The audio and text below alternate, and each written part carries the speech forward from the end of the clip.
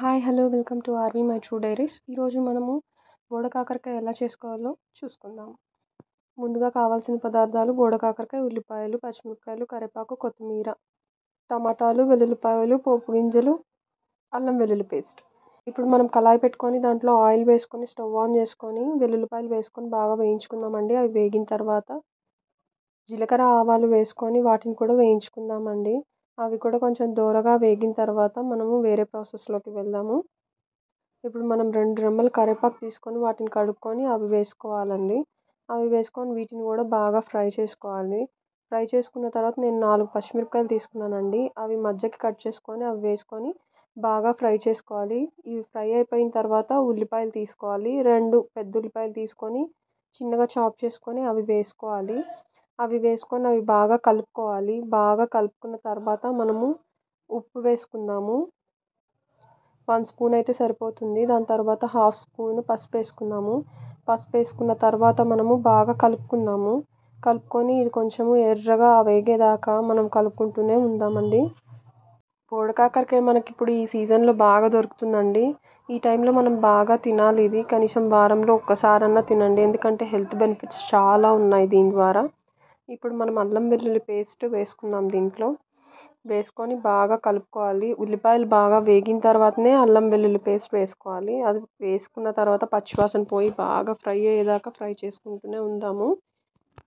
ఇలా deep reddish brown కలర్లో వచ్చేదాకా ఫ్రై చేసుకోవాలి. ఫ్రై చేసుకున్న తర్వాత బోడ కాకరకాయ మనం బాగా వాష్ చేసుకొని దాన్ని కట్ చేసుకొని పెట్టుకున్నాం కదా పక్కన, అది వేసుకోవాలి. దాన్ని వేసుకొని బాగా ఫ్రై చేసుకోవాలి.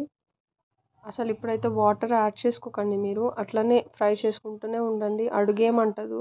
లో ఫ్లేమ్లో పెట్టుకొని బాగా ఫ్రై చేసుకోండి. చూడండి ఎంత చక్కగా ఫ్రై అయిందో. ఇలా ఫ్రై చేసుకోవాలండి. ఇంకా కొంచెం బాగా ఫ్రై చేసుకుందాం. ఇంకా కొంచెం దగ్గరగా అవ్వాలి. బాగా రెడ్డిష్ బ్రౌన్ కలర్ అయ్యేదాకా మనం ఫ్రై చేసుకుంటూ ఉండాలండి. ఇప్పుడు మనము ఒక 3 నిమ్మకాయ సైజ్ అంత టమాటాలు తీసుకొని వాటిని కట్ చేసుకొని మిక్సీ జార్లోకి వేసుకొని అది ఫైన్ పేస్ట్ అయిన తర్వాత ఆ పేస్ట్ని మనం దీంట్లో వేసుకుందాము. ఇది వేసుకున్న తర్వాత మనము బాగా మిక్స్ చేసుకుందామండి. దీన్ని కూడా మనం లో ఫ్లేమ్లోనే చేసుకోవాలి. బాగా కలుపుకొని ఇది బాగా ఉడికేదాకా కొంచెంసేపటి వరకు ఫ్రై అయ్యేదాకా మనము వేసుకొని, మనం కారం వేసుకోలేదు కదా, ఇప్పుడు మనం రుచికి సరిపడా కారం వేసుకుందాము.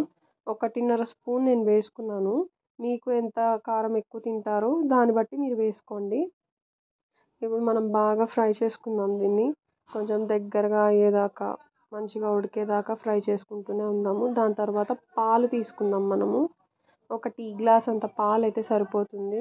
దాన్ని వేసుకొని కొంచెం బాగా మిక్స్ చేసుకుందామండి. మిక్స్ చేసుకున్న తర్వాత ఇలా ఉంటుంది. ఇప్పుడు కొంచెం వాటర్ కూడా వేసుకోవాలి. వేసుకొని బాగా కలుపుకున్న తర్వాత ధనియాల పౌడర్ వేసుకోవాలి. వేసుకొని బాగా కలుపుకోవాలి.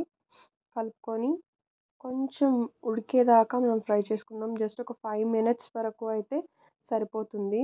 పాలు వేసుకున్న తర్వాత మనం ఎక్కువసేపు ఉంచనవసరం లేదండి. 5 నిమిషాల వరకే స్టవ్ మీద ఉంచి మనం అది ఉడికిన తర్వాత స్టాప్ చేసేసుకోవచ్చు. ఇలా ఈ ప్రాసెస్లో మీరు ఒకసారి ట్రై చేసి ఎలా ఉందో నాకు మెసేజ్ ద్వారా తెలియజేయండి.